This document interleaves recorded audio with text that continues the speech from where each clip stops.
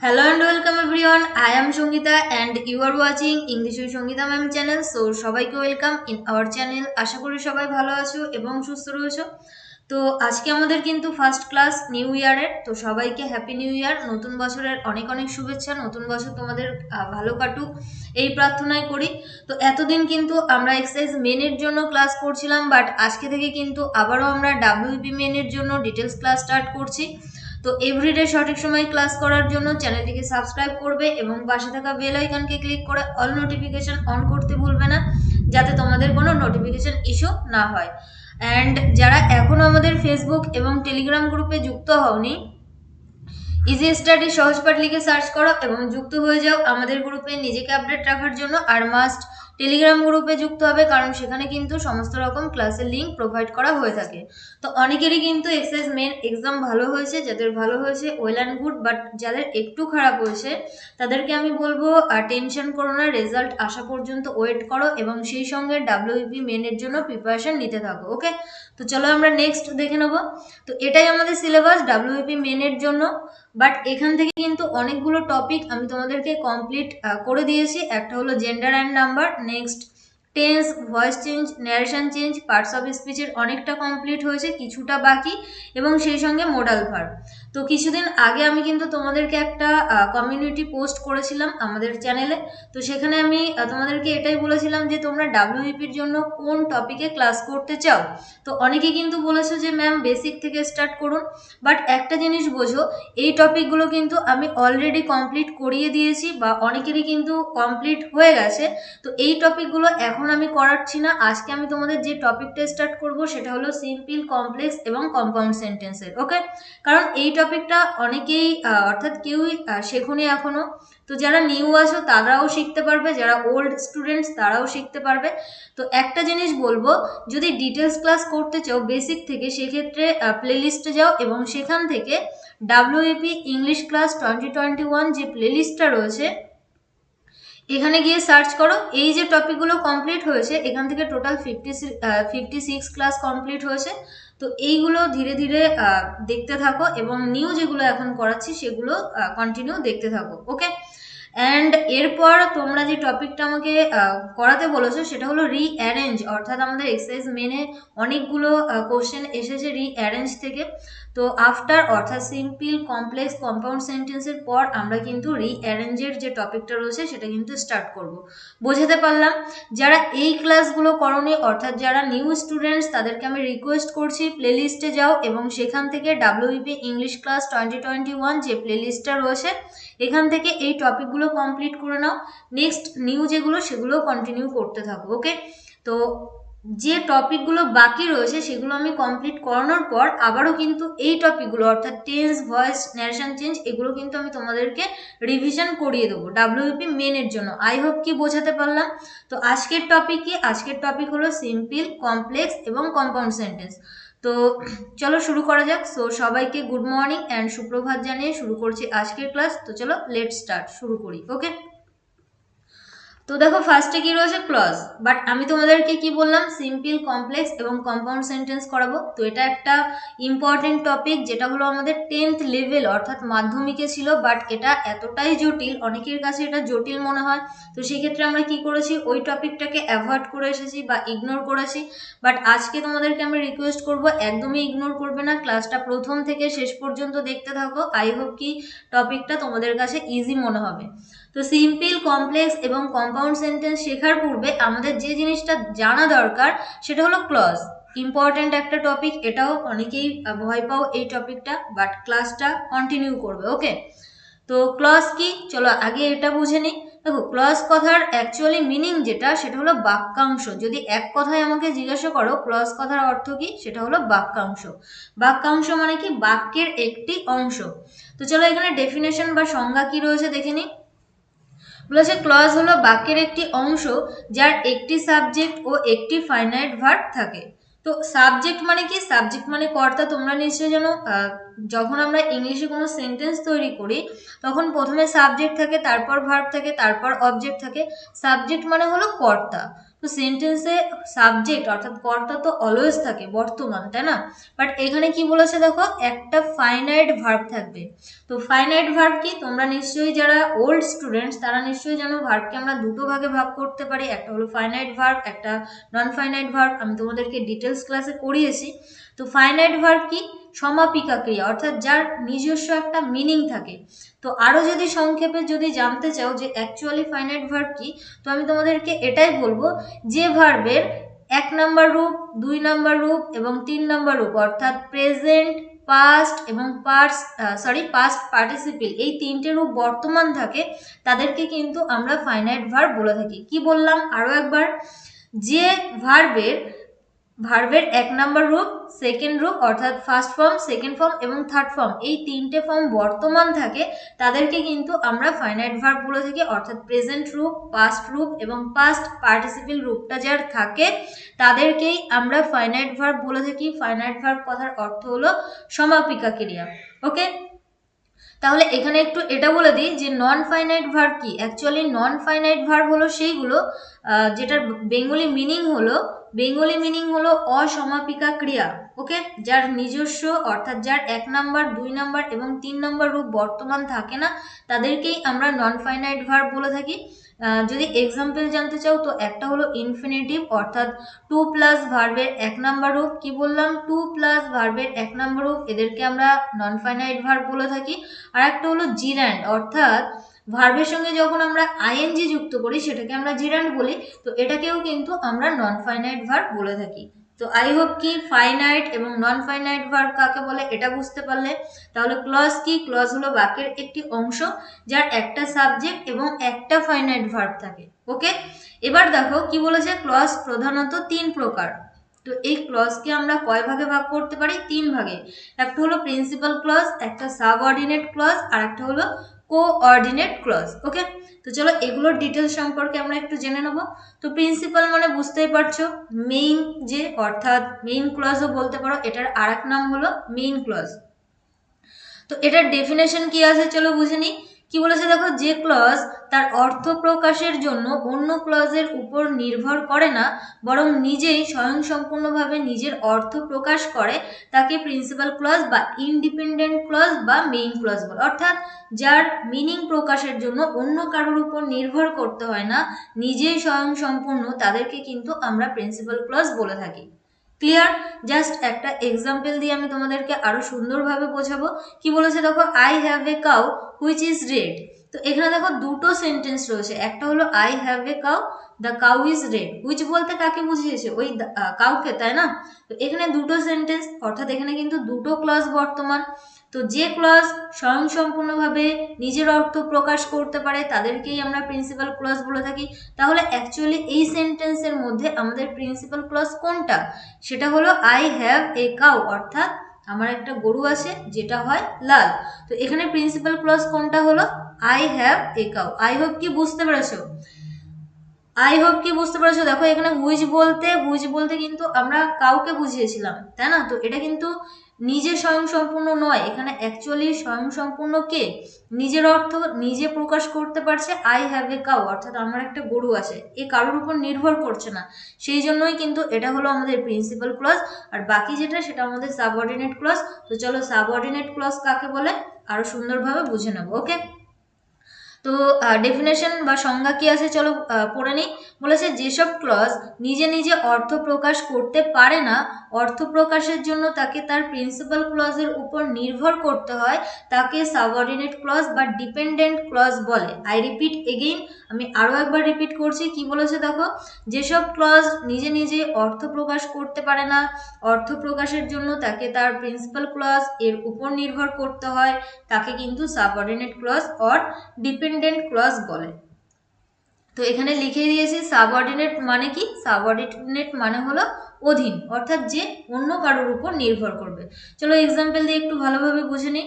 কি বলেছে দেখো, Hira bought a pen which is black. দেখো এখানে আন্ডারলাইন করা রয়েছে হুইচ ইজ ব্ল্যাক, অর্থাৎ এটা হলো আমাদের সাবঅর্ডিনেট ক্লজ। তো কি করে বুঝবো? দেখো, হীরা একটা পেন কিনেছিল, তো এই যে মিনিংটা আমি তোমাদেরকে বলছি, হীরা একটা পেন কিনেছিল, তো এ তো স্বয়ংসম্পূর্ণ, অর্থাৎ নিজের অর্থ নিজেই প্রকাশ করতে পারছে, কারোর উপর নির্ভর করতে হচ্ছে না। তার মানে এটা হলো আমাদের প্রিন্সিপাল ক্লজ। এবার এখানে কি বলেছে দেখো, হুইচ ইজ ব্ল্যাক, তো হুইচ বলতে কি, হুইচ বলতে হলো এ পেন, এই পেনকে বুঝিয়েছে। তার মানে কি, এটা আমাদের ওই প্রিন্সিপাল ক্লজের উপর নির্ভর করছে মিনিং প্রকাশের জন্য। তো যখনই কোনো ক্লজ তার মিনিং প্রকাশের জন্য প্রিন্সিপাল ক্লজের উপর নির্ভর করবে, তখন সেটাকে আমরা সাবঅর্ডিনেট ক্লজ বলে থাকি। অর্থাৎ লিঙ্কারের পর যে সেন্টেন্সটা থাকে সেটাকেই কিন্তু আমরা সাবঅর্ডিনেট ক্লজ বলে থাকি। এক বাক্যে যদি সাবঅর্ডিনেট ক্লজ কি জানতে চাও, তো সেক্ষেত্রে আমি বলতে পারি লিঙ্কারের পর যে সেন্টেন্সটা থাকে সেটাকেই কিন্তু আমরা সাবঅর্ডিনেট ক্লজ বলে থাকি। ক্লিয়ার? চলো আরো একটা এক্সাম্পল রয়েছে, বুঝে নিই। কি বলেছে দেখো, Ratan said that he was well.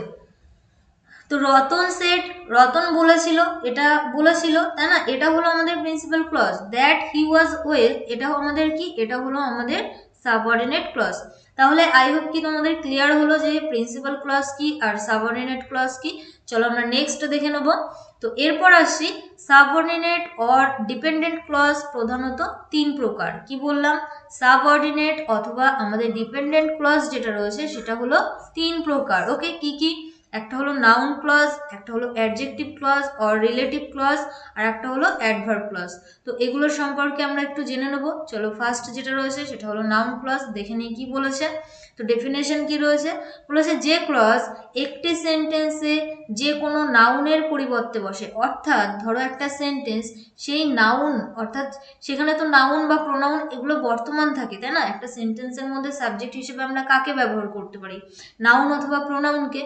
তো এখানে কি বলেছে, যে ক্লজ একটি সেন্টেন্সে যে কোনো নাউনের পরিবর্তে বসে এবং সাবজেক্ট, অবজেক্ট বা কমপ্লিমেন্ট হিসেবে ভূমিকা পালন করে তাকে নাউন ক্লজ বলে। সাধারণত নাউন কিন্তু আমাদের সেন্টেন্সের সাবজেক্ট, অবজেক্ট অথবা কমপ্লিমেন্ট হয়।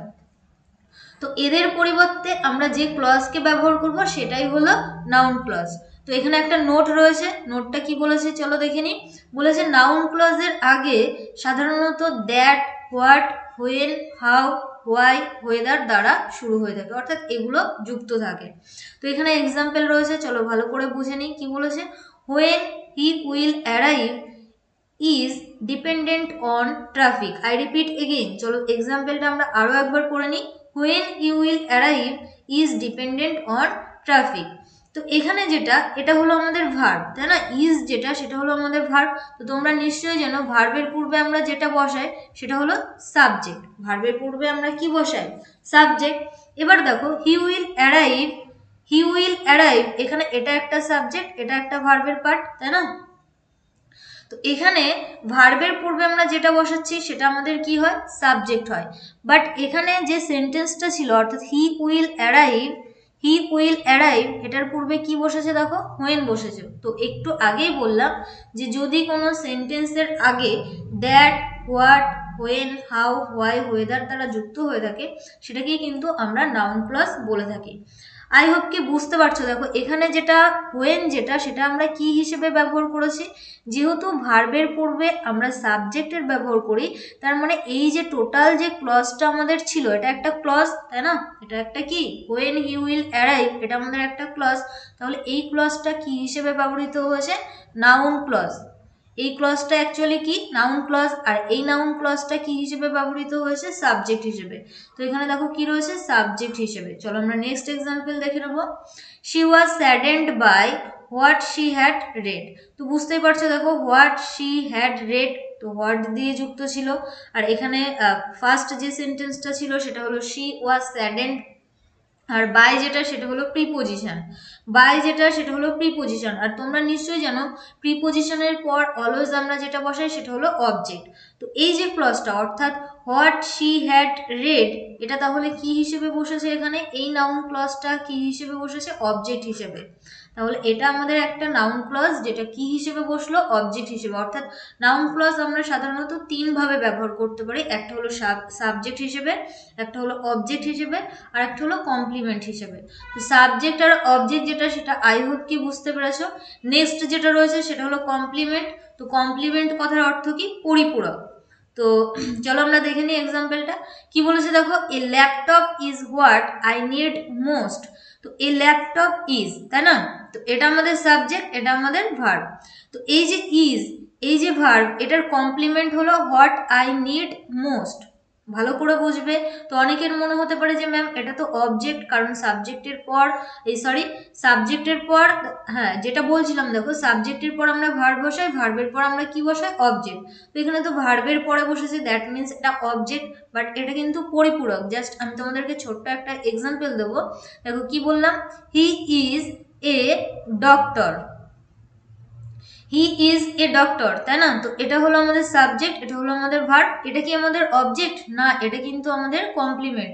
সে কি হয়, সে কি হয়, কি হয় বা কাকে হয়। অর্থাৎ তোমাদেরকে আমি বলেছিলাম, ভার্বকে যদি তুমি কি বা কাকে দিয়ে প্রশ্ন করো, কি বা কাকে দিয়ে প্রশ্ন করো, তখন আমরা যে উত্তরটা পাই সেটাই কিন্তু আমাদের অবজেক্ট হয়। বাট এখানে যদি তুমি কি, কাকে এরকম দিয়ে যদি কিছু কোশ্চেন করো, তাহলে কিন্তু তুমি অ্যান্সার পাবে না। বাট তুমি যদি বলো সে কি হয়, সে কি হয়, তখন কিন্তু তুমি বলতে পারো যে একটা ডক্টর। আর এই ডক্টরটা কাকে ইন্ডিকেট করছে, এই হিকে, তাই না? তো হি এর সঙ্গে এ ডক্টর, এটা কিন্তু পরিপূরক। অর্থাৎ অ্যাকচুয়ালি এখানে সাবজেক্ট হলো হি। তো সে কি হয়, তাহলে কিন্তু তুমি বলতে পারছো সে একজন ডাক্তার। সে কি হয়, ভালো করে বোঝো। কি বা কাকে দিয়ে কোশ্চেন করলে আমরা যে অ্যান্সারটা পাই সেটা হলো আমাদের অবজেক্ট।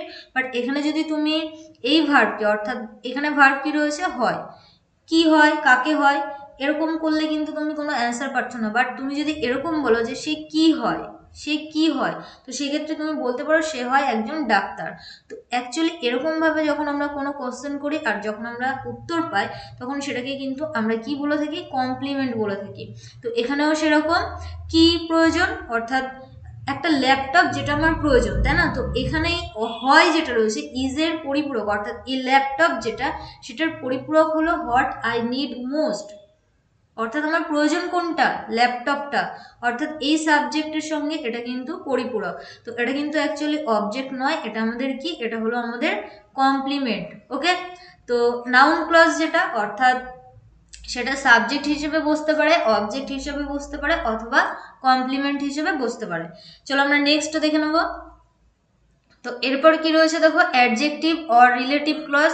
তো ডেফিনেশন কি আছে চলো দেখে নিই। যে ক্লজ একটি নাউনকে একটি অ্যাডজেক্টিভের মতো বর্ণনা করে তাকে অ্যাডজেক্টিভ বা রিলেটিভ ক্লজ বলে। তো আমি তোমাদেরকে করিয়েছিলাম যে অ্যাডজেক্টিভের কাজ কি, নাউনের দোষগুণ প্রকাশ করা। অ্যাডজেক্টিভের কাজ কি, নাউনের দোষগুণ প্রকাশ করা। তো এখানে বলেছে যে ক্লজ একটি নাউনকে অ্যাডজেক্টিভের মতো বর্ণনা করে তাদেরকেই কিন্তু আমরা অ্যাডজেক্টিভ বা রিলেটিভ ক্লজ বলে থাকি। তো রিলেটিভ ক্লজ কোনগুলো, বা অ্যাডজেক্টিভ ক্লজ, একটা হলো who, that, where, when, why, whom, whose, which. তো চলো এক্সাম্পল দিয়ে বুঝে নিই। The lady who lives across the street is my aunt. দেখো এখানে কি বলেছি, who lives across the street, তাই না? এটা হলো আমাদের অ্যাডজেক্টিভ অথবা রিলেটিভ ক্লজ। তো এখানে হু বলতে কাকে ইন্ডিকেট করছে, এই যে আমাদের নাউন যেটা ছিল দ্য লেডি, তাই না, একে ইন্ডিকেট করছে। অর্থাৎ যখন কোনো এই যে লিঙ্কার বা যখন কোনো কনজাংশন, এগুলো যখন একটা নাউনকে অ্যাডজেক্টিভের মতো বর্ণনা করে, তখন কিন্তু সেটাকে আমরা কি বলে থাকি, অ্যাডজেক্টিভ অথবা রিলেটিভ ক্লজ। নেক্সট কি বলেছে দেখো, the book that is on the chair belongs to Ishita. তো এখানে দ্যাট বলতে কাকে বুঝিয়েছিলাম, এই যে দ্য বুককে বুঝিয়েছিলাম। অর্থাৎ একটা নাউনকে আমরা কিসের মতো বর্ণনা করছি, অ্যাডজেক্টিভের মতো, তাই না? তো এটাই কিন্তু আমাদের কি হয়ে যাবে, এই যে that is on the chair, এটাই কিন্তু আমাদের অ্যাডজেক্টিভ অথবা রিলেটিভ ক্লজ। বোঝাতে পারলাম, যখন যখন কোনো কনজাংশন বা লিঙ্কার যেটাকে আমরা বলছি, সেটা যখন কোনো নাউনকে অ্যাডজেক্টিভের মতো বর্ণনা করবে, সেটাকেই কিন্তু আমরা অ্যাডজেক্টিভ বা রিলেটিভ ক্লজ বলে থাকি। চলো নেক্সট দেখে নেব। এরপর আসছে অ্যাডভার্ব ক্লজ। তো কি বলেছে দেখো, একটি অ্যাডভার্ব ক্লজ কোথায়, কখন, কিভাবে এবং কেন কোনো কিছু ঘটে তা বোঝায়। কি বললাম, অ্যাডভার্ব মিন্স টাইম ইন্ডিকেট করছে, অর্থাৎ কোথায়, কখন, কিভাবে, কেন কোনো কিছু ঘটছে সেটা বোঝায় যে ক্লজ, সেটাকেই কিন্তু আমরা অ্যাডভার্ব ক্লজ বলে থাকি। এক্সাম্পল চলো দেখে নিই। When your father comes here we will go. তো যখন তোমার বাবা এখানে আসবে আমরা যাব, তাই না? তো এখানে একটা সময়কে ইন্ডিকেট করছে, তো এখানে হোয়েন যেটা সেটা আমাদের কি অ্যাডভার্ব ক্লজ। নেক্সট কি বলেছে দেখো, until it stops raining we will stay inside. অর্থাৎ যতক্ষণ বৃষ্টি বন্ধ না হয় ততক্ষণ আমরা এখানে থাকবো, ইনসাইডে থাকবো। তো এখানে কি বলেছি, আনটিল। তো এটাও একটা টাইম ইন্ডিকেট করছে, অর্থাৎ যখন এরকম কোথায়, কখন, কিভাবে, কেন কোনো কিছু ঘটে সেটা বোঝায়, সেই ধরনের ক্লজকে আমরা কি বলে থাকি, অ্যাডভার্ব ক্লজ বলে থাকি।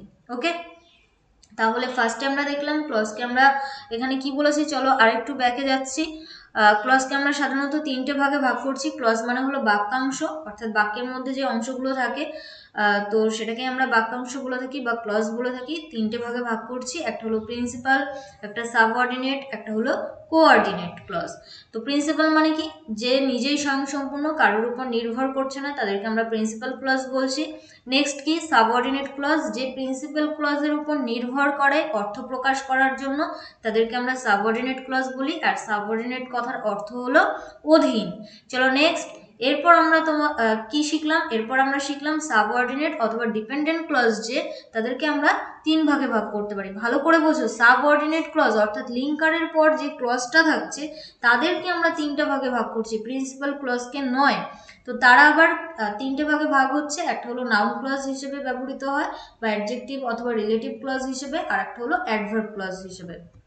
নাউন ক্লজ মানে কি, সেটা সাবজেক্ট হিসেবে বসতে পারে, সেটা কি হিসেবে বসতে পারে, সাবজেক্ট হিসেবে বসতে পারে একটা সেন্টেন্সে, অবজেক্ট হিসেবে বসতে পারে অথবা কমপ্লিমেন্ট হিসেবে বসতে পারে। নেক্সট আমরা কি শিখলাম, অ্যাডজেক্টিভ ক্লজ, যেটা কি করে, নাউনের দোষগুণকে, অর্থাৎ এই ক্লজটা বা এই কনজাংশনটা কি করে, নাউনকে অ্যাডজেক্টিভের মতো বর্ণনা করা, অর্থাৎ নাউনটার দোষগুণ বোঝায়। অ্যাডজেক্টিভ মানে কি, নাউনের দোষগুণ যে বোঝায় তাদেরকে আমরা অ্যাডজেক্টিভ বলি।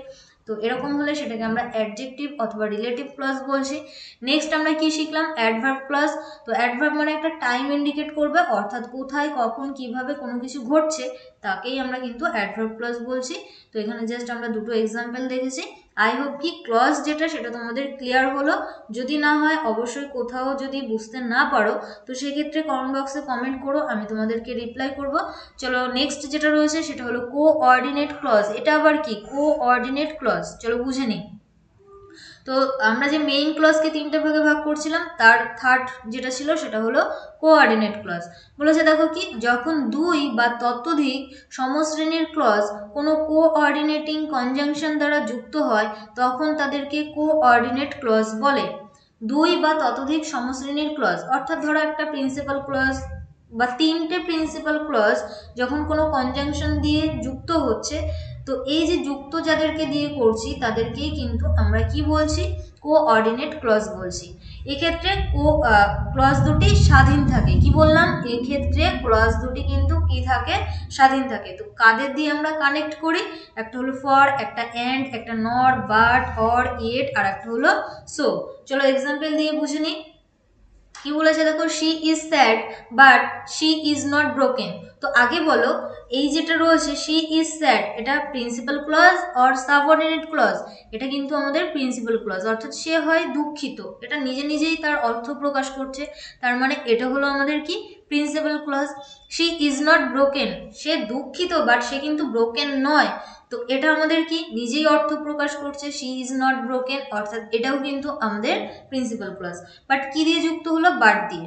তাহলে এই যে বাট যেটা, এটাই হলো আমাদের কোঅর্ডিনেট ক্লজ, অর্থাৎ যখন সমশ্রেণীর ক্লজ কোনো কনজাংশন দ্বারা যুক্ত হচ্ছে তখন কিন্তু এই টোটালটাকে, অর্থাৎ এই পুরোটাকে তখন আমরা কি বলছি, কোঅর্ডিনেট ক্লজ।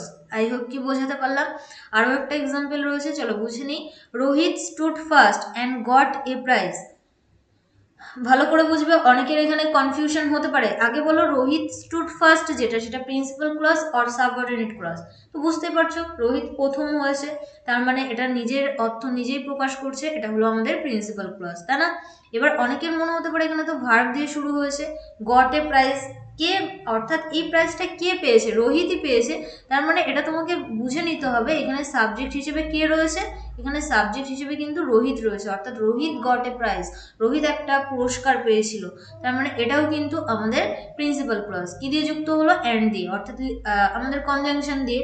তো যখন দুটো প্রিন্সিপাল ক্লজ, অর্থাৎ এখানে প্রিন্সিপাল ক্লজ নাও হতে পারে, সাবঅর্ডিনেট ক্লজও হতে পারে, বাট বেশিরভাগ ক্ষেত্রে কিন্তু প্রিন্সিপাল ক্লজে যখন যুক্ত হয় তখন কিন্তু সেটাকে আমরা, কোনো কনজাংশন দিয়ে যুক্ত হয় তখন কিন্তু সেটাকে আমরা কি বলে থাকি, কোঅর্ডিনেট ক্লজ বলে থাকি।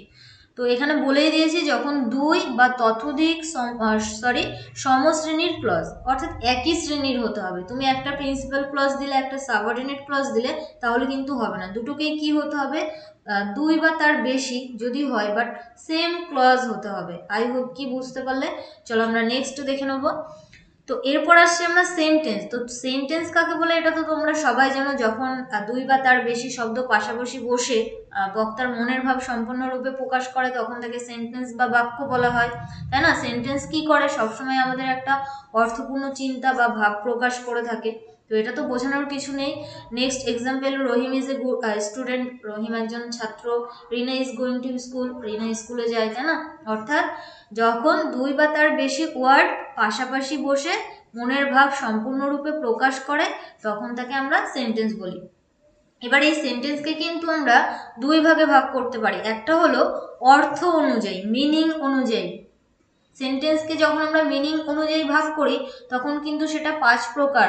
অর্থ অনুযায়ী সেন্টেন্স 5 প্রকার, একটা হলো অ্যাসার্টিভ, তোমাদেরকে আমি করিয়েছি, একটা হলো অ্যাসার্টিভ, একটা হলো ইন্টারোগেটিভ, একটা হলো ইম্পারেটিভ, একটা হলো অপটেটিভ, আর একটা হলো এক্সক্লেমেটরি, তাই না? অ্যাসার্টিভ মানে হলো বর্ণনা করা হয়, ইন্টারোগেটিভ মানে প্রশ্ন করা হয়, ইম্পারেটিভ মানে ভার্ব দিয়ে যখন শুরু হয়, অপটেটিভ মানে যখন কোনো ইচ্ছা বা উইশ বোঝায় তখন সেটাকে আমরা অপটেটিভ সেন্টেন্স বলে থাকি। আর এক্সক্লেমেটরি মানে কি, যখন বিস্ময়সূচক কোনো বাক্য বলি তখন সেটাকে আমরা এক্সক্লেমেটরি সেন্টেন্স বলি। তাহলে কি বললাম, সেন্টেন্সকে আমরা দুটো ভাগে ভাগ করতে পারি, একটা হলো মিনিং অনুযায়ী আর একটা হলো গঠন অনুযায়ী। তো মিনিং অনুযায়ী সেন্টেন্স হলো 5 প্রকার, মনে থাকবে সবার। সেন্টেন্স কাকে বলে সেটা তো সবাই জানি, যখন একের বেশি শব্দ পাশাপাশি বসে মনের ভাব প্রকাশ করছে তখন তাকে সেন্টেন্স বলছি। এই সেন্টেন্সকে আমরা দুটো ভাগে ভাগ করতে পারি, একটা হলো অর্থ অনুযায়ী, অর্থ অনুযায়ী 5 প্রকার, assertive, interrogative, imperative, optative, exclamatory. এরপর আসছি গঠন অনুযায়ী। গঠন অনুযায়ী আমরা সেন্টেন্সকে কয় ভাগে ভাগ করছি, 3 ভাগে। একটা হলো সিম্পল সেন্টেন্স, একটা হলো কমপ্লেক্স সেন্টেন্স, আর একটা হলো কম্পাউন্ড সেন্টেন্স। দেখো সিম্পল মানে কি, সরল বাক্য, কমপ্লেক্স মানে জটিল বাক্য, কম্পাউন্ড মানে কি, যৌগিক বাক্য। চলো এটা সম্পর্কে একটু জেনে নেব। সিম্পল সেন্টেন্স কাকে বলে, যে সেন্টেন্সে একটি মাত্র সাবজেক্ট, একটি মাত্র ফাইনাইট ভার্ব। তো ফাইনাইট ভার্ব কি সেটা আমরা ফার্স্টেই জেনে নিয়েছি, অর্থাৎ যে ভার্বের 1 নম্বর রূপ, 2 নম্বর রূপ এবং 3 নম্বর রূপ বর্তমান থাকে তাদেরকেই আমরা ফাইনাইট ভার্ব বলে থাকি। আর একটা জিনিস মনে রাখবে, ফাইনাইট ভার্ব সাধারণত সাবজেক্টের পরে বসে থাকে। কার পরে বসে, সাবজেক্টের পরে। ওকে, তো তাদেরকেই আমরা ফাইনাইট ভার্ব বলবো। তাহলে যে সেন্টেন্সে একটা সাবজেক্ট, একটা ফাইনাইট ভার্ব বর্তমান তাদেরকে সিম্পল সেন্টেন্স বলে। জাস্ট একটা এক্সাম্পল এখানে দিয়েছি, by studying hard you will pass. তো এখানে অনেকের মনে হতে পারে এই যে বাই স্টাডিং হার্ড এটা কি ম্যাম, এটা কি কি ধরনের ক্লজ? তো এটা অ্যাকচুয়ালি একটা ফ্রেজ। এই গ্রুপ অফ ওয়ার্ডস যখন একটা সম্পূর্ণ মিনিং দেয় তখন কিন্তু সেটাকে আমরা ফ্রেজ বলে থাকি। ইউ উইল পাস যেটা, সেটাই কিন্তু আমাদের সিম্পল সেন্টেন্স, বা এটাকে প্রিন্সিপাল ক্লজও বলতে পারো। যারা সম্পূর্ণভাবে মনের ভাব প্রকাশ করে যে ক্লজ তাদেরকে আমরা প্রিন্সিপাল ক্লজ বলে থাকি। বাট এটা মনে রাখবে, সিম্পল সেন্টেন্সে একটা ফ্রেজ, একটা ক্লজ এবং একটা ফাইনাইট ভার্ব থাকে। নেক্সট দিন আরও ডিটেলসে বোঝাবো এবং সেই সঙ্গে কিছু রুলস আমি তোমাদেরকে বলে দেবো কিভাবে আমরা সিম্পল থেকে কমপ্লেক্স করি, কম্পাউন্ড করি। চলো নেক্সট, কমপ্লেক্স সেন্টেন্স। জটিল বাক্য কাকে বলে, যে সেন্টেন্সে একটি মাত্র প্রিন্সিপাল ক্লজ এবং এক বা একাধিক সাবঅর্ডিনেট ক্লজ থাকে। এই জন্যই কিন্তু আমি তোমাদেরকে ক্লজটা একটু ডিটেলসে বুঝিয়েছি। ওকে, কি বলেছি দেখো, যে সেন্টেন্সে একটি মাত্র প্রিন্সিপাল ক্লজ থাকে বাট একের বেশি সাবঅর্ডিনেট ক্লজ থাকে তাদেরকেই কিন্তু আমরা কমপ্লেক্স সেন্টেন্স বলি। আর কমপ্লেক্স সেন্টেন্সে সাবঅর্ডিনেট ক্লজটি সাধারণত সাবঅর্ডিনেটিং কনজাংশনস যেগুলো রয়েছে, though, although, till, until, before, which, what, when, who, whom, after, unless, since, if, as, because, that দ্বারা যুক্ত হয়। এক্সাম্পল কি রয়েছে চলো দেখে নি। We know that he is poor, দেখো উই নো যেটা সেটা হলো আমাদের principal clause, that he is poor এটা কিন্তু আমাদের সাবঅর্ডিনেট ক্লজ, তাই না, এটা আমাদের কি সাবঅর্ডিনেট ক্লজ। তো এখানে দেখো মিডিলে কি দিয়ে যুক্ত হয়েছে, দ্যাট দিয়ে। তো যদি দ্যাট দিয়ে যুক্ত হয় তাহলে সেটাকে আমরা কি ধরনের সেন্টেন্স বলবো, কমপ্লেক্স সেন্টেন্স। অ্যাকচুয়ালি এটা বোঝাতে চাইলাম যে সেন্টেন্সে একটা প্রিন্সিপাল ক্লজ থাকবে এবং একের বেশি সাবঅর্ডিনেট ক্লজ থাকবে, এখানে জাস্ট একটা দিয়েছে, এখানে যদি দুটোও দিত তাহলে সেই ধরনের সেন্টেন্সকে আমরা কি বলতাম, কমপ্লেক্স সেন্টেন্স। তাহলে যে সেন্টেন্সে একটা প্রিন্সিপাল ক্লজ থাকবে এবং তার একের বেশি সাবঅর্ডিনেট ক্লজ থাকবে তাদেরকে আমরা কমপ্লেক্স সেন্টেন্স বলি। নেক্সট কি রয়েছে দেখো, কম্পাউন্ড সেন্টেন্স, যে সেন্টেন্সে দুই বা ততোধিক প্রিন্সিপাল ক্লজ থাকে, অর্থাৎ এখানে কিন্তু দুই বা ততোধিক প্রিন্সিপাল ক্লজ থাকছে এবং ক্লজগুলো কোঅর্ডিনেটিং কনজাংশনস যেগুলো রয়েছে ফর, অ্যান্ড, নর, বাট, অর, ইয়েট, সো দ্বারা যুক্ত থাকে তাদেরকে কম্পাউন্ড সেন্টেন্স বলে। Example, he is poor but he is honest. দেখো হি ইজ পুয়ার এটা প্রিন্সিপাল ক্লজ, তোমরা নিশ্চয়ই বুঝতে পারছো সম্পূর্ণভাবে নিজে অর্থ প্রকাশ করতে পারছে। হি ইজ অনেস্ট এটাও প্রিন্সিপাল ক্লজ। তাহলে দুটো প্রিন্সিপাল ক্লজ যখন কোনো কনজাংশন দিয়ে যুক্ত হচ্ছে বা তার বেশিও হতে পারে, দুইয়ের বেশিও প্রিন্সিপাল ক্লজ যখন যুক্ত হচ্ছে কোনো কনজাংশন দিয়ে সেটাকে আমরা কম্পাউন্ড সেন্টেন্স বলছি। তাহলে আমি আরো একবার বলছি, সিম্পল সেন্টেন্সে কি হচ্ছে, একটা ফ্রেজ থাকছে, একটা সাবজেক্ট থাকছে এবং একটা কি হচ্ছে ফাইনাইট ভার্ব থাকছে। ওকে, নেক্সট আমি কি বলেছি, এটা হলো আমাদের সিম্পলের গঠন, এটা আমাদের সিম্পলের গঠন। কমপ্লেক্সে আমি কি বলেছি, যে একটা প্রিন্সিপাল ক্লজ থাকছে এবং একের বেশি সাবঅর্ডিনেট ক্লজ থাকছে, একের বেশি সাবঅর্ডিনেট ক্লজ থাকছে। ওকে, এটা ইনফিনিটিভ হতে পারে। আর কম্পাউন্ডে আমি কি বলছি তোমাদেরকে, কম্পাউন্ডে আমি বললাম যে একের বেশি প্রিন্সিপাল ক্লজ থাকছে, একের বেশি প্রিন্সিপাল ক্লজ যখন থাকে এবং সেগুলো যখন কোনো কনজাংশন দিয়ে যুক্ত হচ্ছে তখন সেটাকে আমরা কম্পাউন্ড সেন্টেন্স বলে থাকি। আই হোপ কি ক্লিয়ার হলো। আজকের ক্লাস এই পর্যন্ত, আশা করি ভালো লেগেছে। যদি ভালো লেগে থাকে সেক্ষেত্রে লাইক করতে হবে এবং সেই সঙ্গে প্রচুর পরিমাণে কি করতে হবে, ফ্রেন্ডসদের মধ্যে শেয়ার করতে হবে। নেক্সট দিন আমরা সিম্পল, কমপ্লেক্স এবং কম্পাউন্ডের যে রুলগুলো কিভাবে এদেরকে চেঞ্জ করি সেগুলো আমরা শিখবো। তো অবশ্যই ভিডিওর লিঙ্কটি ফ্রেন্ডসদের মধ্যে শেয়ার করতে থাকো অ্যান্ড আমাদের সঙ্গে সরাসরি যোগাযোগ রাখতে আমাদের ফেসবুক গ্রুপে যুক্ত হবে। আর নিজেকে আপডেট রাখার জন্য অবশ্যই টেলিগ্রাম গ্রুপে যুক্ত হবে। কিভাবে যুক্ত হবে, ইজি স্টাডি সহজপাঠ লিখে সার্চ করো এবং আমাদের গ্রুপে যুক্ত হয়ে যাও। আর টেলিগ্রাম গ্রুপে অবশ্যই যুক্ত হবে কারণ সেখানে কিন্তু সমস্ত রকম ক্লাসের লিঙ্ক প্রোভাইড করা হয়ে থাকে।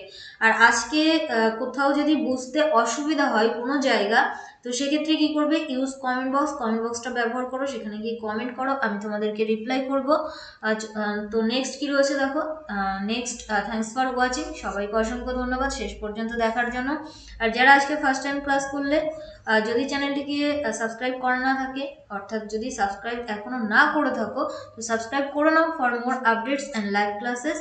আরেকটা জিনিস আমি তোমাদেরকে বলবো, যেহেতু তোমরা অনেকেই আমাকে সিম্পল, কমপ্লেক্স, কম্পাউন্ড অর্থাৎ এই টপিকটা করতে বলেছো, তো সেই জন্য এটা স্টার্ট করলাম। এটার পর আমরা রিঅ্যারেঞ্জ করব।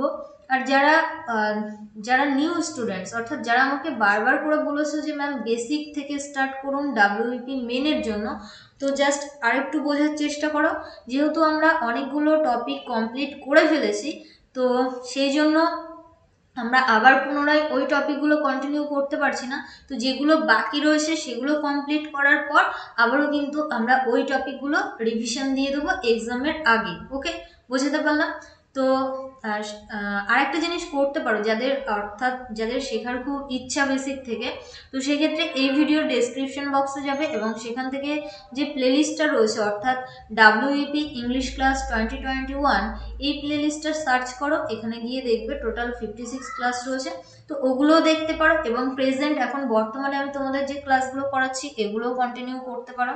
অর্থাৎ যাদের শেখার খুব ইচ্ছা আর যারা মনে করছে যে ম্যাম যখন করাবে তখন শিখবো, তো সেক্ষেত্রে সেক্ষেত্রে তোমরা জাস্ট প্রেজেন্টের ক্লাসগুলো কন্টিনিউ করো, আর আগের টপিকগুলো কিন্তু আবারও আমি তোমাদেরকে রিভিশন করিয়ে দেবো এক্সামের আগে। ওকে, বোঝাতে পারলাম? আর যদি ইংলিশ নিয়ে কোনো রকম কোনো কনফিউশন বা ডাউট থাকে কোথা থেকে কিভাবে পড়বো, তো সেক্ষেত্রে কমেন্ট বক্স রয়েছে তোমাদের জন্য, কমেন্ট করো, আমি তোমাদেরকে রিপ্লাই করবো। So once again thanks for watching, সবাইকে অসংখ্য ধন্যবাদ শেষ পর্যন্ত দেখার জন্য। অ্যান্ড এখনও যদি আমাদের ফেসবুক টেলিগ্রাম গ্রুপে যুক্ত না হয়ে থাকো তো ইজি স্টাডি সহজবার লিখে সার্চ করো, যুক্ত হয়ে যাও আমাদের গ্রুপে নিজেকে আপডেট রাখার জন্য। আর একটা জিনিস বলবো, অনেকেই কিন্তু এক্সারসাইজ মেনে 20+ স্কোর করতে পেরেছে যারা রেগুলার ক্লাস করেছে তারা, বাট যারা আজকে ক্লাস করলে আবার দুদিন পরে গিয়ে আবার ক্লাস করলে, তো এভাবে ক্লাস করলে কিন্তু এক্সামের রেজাল্টটা ভালো হবে না। আই হোপ কি তোমরা বুঝতে পেরেছো? তো এভরিডে ক্লাস করতে হবে, জাস্ট এভরিডে ক্লাস করতে থাকো, দেখো এক্সামে অর্থাৎ গ্রামার পার্ট যেটা তোমাদের এক্সারসাইজ মেনে কিন্তু টোটাল 16 মার্কস গ্রামার থেকে এসেছে। তো সেখান থেকে যে টাইপসগুলো এসেছিলো তো সব প্রত্যেকটা টাইপসে কিন্তু আমি তোমাদেরকে করিয়েছি। তো কতটা ইজি ছিল, তো 30-র মধ্যে 16 তো ইজি ছিল। তারপর তোমাদের PQRS থেকে কোশ্চেন দিয়েছিল, তো যারা একটু ইংলিশটা বোঝে বা রিডিং স্কিল যাদের ভালো রয়েছে তারা সেখানে মিনিমাম 3 অ্যান্সার করে আসতে পারবে, কারণ 3টে কোশ্চেন তো ইজি ছিল। ওকে, তো সেখান থেকে 19-20 স্কোর করা কিন্তু খুবই ইজি ছিল, বাট এক্সাম হলে অনেক প্রেশার থাকে। আমি জানি অনেকের মনে হচ্ছে ম্যাম আপনি ঘরে বসে এটাই বলছেন যে ইজি ছিল, এক্সাম হলের প্রেশার আলাদা থাকে। নিশ্চয়ই এক্সাম হলে প্রেশার আলাদা থাকে, বাট ওই প্রেশারটাকে হটিয়ে শান্ত মাথায় তো এক্সামটা দিতে হবে, তাই না? তো এর জন্য কি করতে হবে, বেশি বেশি করে প্র্যাকটিস করতে হবে এবং স্পিড বাড়াতে হবে। অনেকে কিন্তু স্পিডের জন্য অ্যান্সার করে আসতে পারোনি, অনেকে সিলি মিস্টেক করে এসেছো, ভুল করে এসেছো, ছোট ছোট ভুল করে এসেছো। তো এগুলো যত বাড়িতে প্র্যাকটিস করবে, যত স্পিড বাড়াবে, তত কিন্তু তোমাদের প্র্যাকটিসটা হবে, অর্থাৎ এক্সাম হলে গিয়ে ভুলগুলো কম হবে। ওকে, তো আজকের ক্লাস এই পর্যন্ত রাখছি। ওয়ান্স এগেইন হ্যাপি নিউ ইয়ার।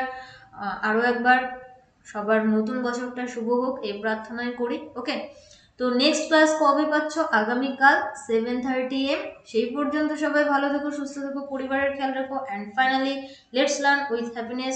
চলো টাটা, বাই।